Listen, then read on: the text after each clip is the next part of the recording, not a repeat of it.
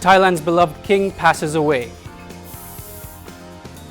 Cosmetics queen charged with dodging GST.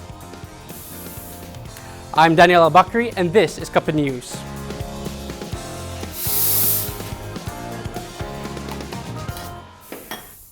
Thailand's revered king Bhumibol Adulyadej has passed away at age 88 after his frail health took a turn for the worst in the past week. His death, which comes after a long illness, was announced on national television today. According to a statement from the royal palace, he passed away peacefully at Siri Rao Hospital in Bangkok. In his last days, he was reliant on a ventilator with his liver and kidneys not working properly. Bhumibol was the world's longest-serving monarch, having been crowned in 1950. He is beloved by his people and portrayed by the palace as a guiding light through decades of political turmoil, coups and violent unrest.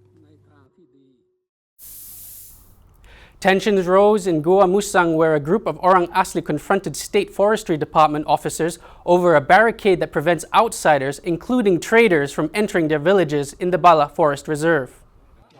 A video of the confrontation was posted by the Orang Asli's legal counsel, Siti Kasim, on her Facebook page this afternoon. Awak bukan polis, saya nak minta IC. Awak bukan polis. Kami ada kuasa.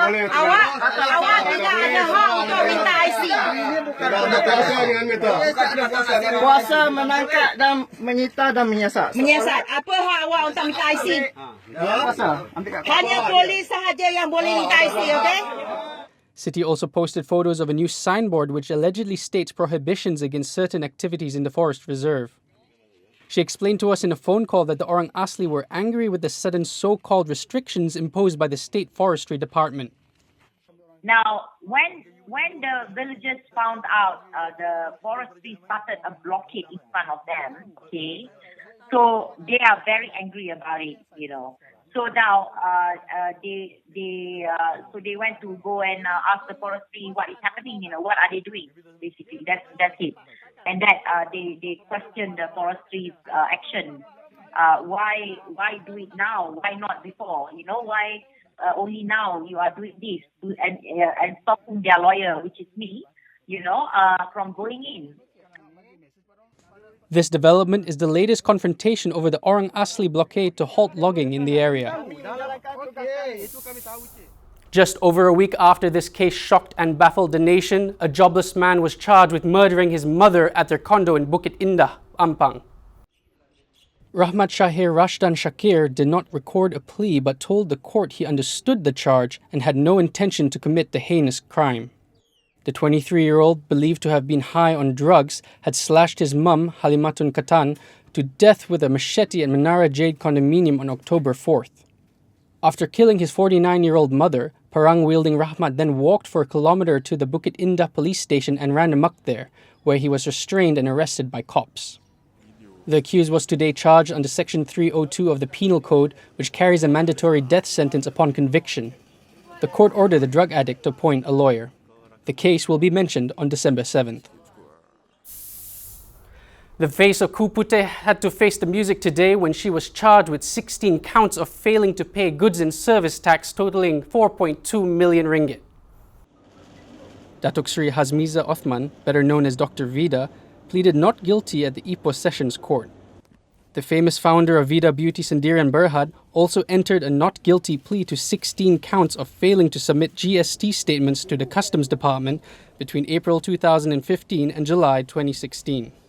While waiting for her case to be called up, the 45-year-old took the opportunity to take a selfie with fans and showed photographers that she's certainly not media shy, showing off her famous Kupute pose. Dr. Vida was charged under the GST Act 2014, which carries a maximum fine of 50,000 ringgit or 3 years jail or both upon conviction. Bail was set at 1.76 million ringgit for all the charges. She also had to surrender her passport to the court. The case will be re-mentioned on November 15th. Over at the Kota Baru Sessions Court, a TNB officer pleaded not guilty when charged with 13 counts of corruption and money laundering amounting to 125,200 ringgit. Arman Che Otman is accused of laundering and accepting money from a company at public bank branches from 2013 to 2014. He was released on bail and the case will be re-mentioned on November 15th.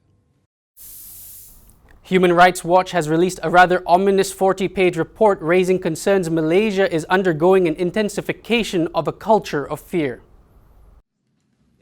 Recommendations in the report echo proposals made in Human Rights Watch's 2015 report.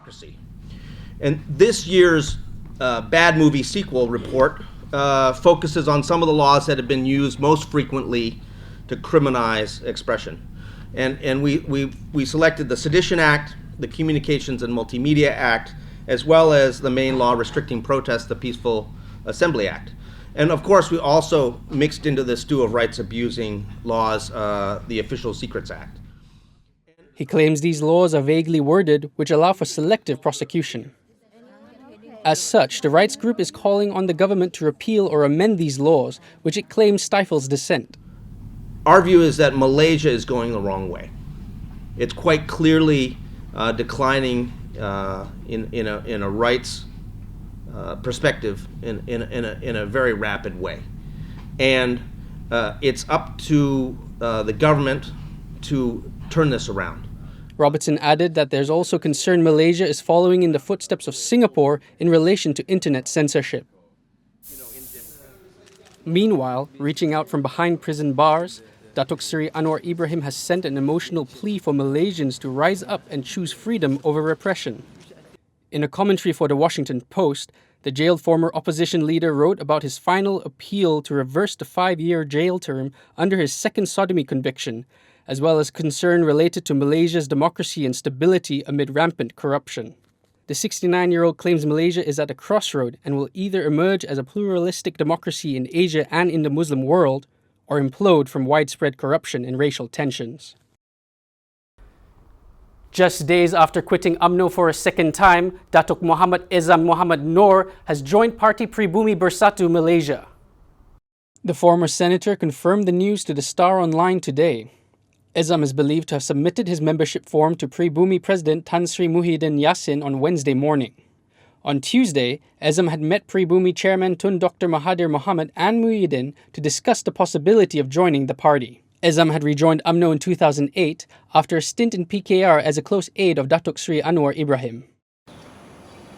In other news, the New Straits Times reports that Tan Sri Mokhzani Mahathir has resigned as chairman of Sepang International Circuit after 13 years at the helm. When contacted by the NST, the second son of former Prime Minister Tun Dr. Mahathir Mohamad confirmed he was forced to resign. Citing unnamed sources, the news portal said the resignation took effect Monday and that Mokhzani's successor has not been named. Just yesterday, his father Mahathir alleged that pressure is being put on his acquaintances in the business sector following his criticism of the government. From a parting of ways to making peace. AirAsia Group CEO Tan Sri Tony Fernandes has buried his 15-year feud with Malaysia Airports Holdings Berhad after visiting its head office today. Fernandes credited the peace process to MAHB boss Datuk Badlisham Ghazali, showing that the low-cost airline tycoon's outspoken criticism of MAHB over terminal facilities and the name KLIA-2 is all in the past. The body of an 18-year-old who was swept away by strong currents during a beach outing at Pantai Chenang in Langkawi was found this morning. Max Ng Yik Hang's body was found washed ashore at Pantai Chenang, about 300 meters from where he was reported missing on Wednesday afternoon. The deceased, from Selangor, had been swimming with 2 friends who were rescued by the public. An NGO presented an unusual gift for Penang Chief Minister Lim Guan Eng today: 2 brooms. At an anti-Bersih protest, Pertubuhan Kebajikan Insan Mulia handed the brooms and an MOU to Lim's information officer at Komtar, urging for the Chief Minister to call off the Bersih 5 rally on November 19th. Besides putting out fires, firemen are best known for helping get cats out of trees.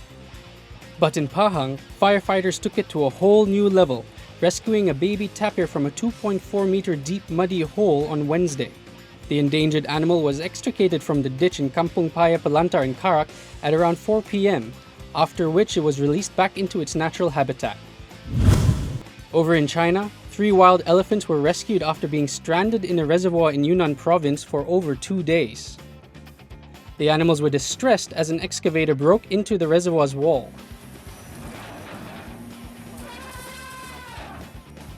Authorities believe the baby elephant fell in first, after which the 2 adults tried to save the calf, but fell in as well. Convicted pedophiles in Indonesia could be subjected to chemical castration after the government approved a set of laws to better protect minors against predators. The amendments were included in the wake of the gang rape and murder of a 14-year-old girl in Sumatra in April. 7 youths were sentenced to 10 years in prison each, a punishment many felt was too lenient. Excuse me, of the two of you, I only want the attractive one to come up to the booth. A fortune-telling machine resembling Republican presidential nominee Donald Trump appeared in front of Trump International Hotel and Tower in New York. Yeah, he sounds just like him. He's doing a really good job. I just got a ticket. It says, many surprises await you in the future, such as racial profiling and economic recession. It's pretty funny. The machine also has a Twitter account called All Seeing Trump and urges users to tweet about him under the hashtag TrumpSpeaks. That's your daily serving of Cuppa News. Good night.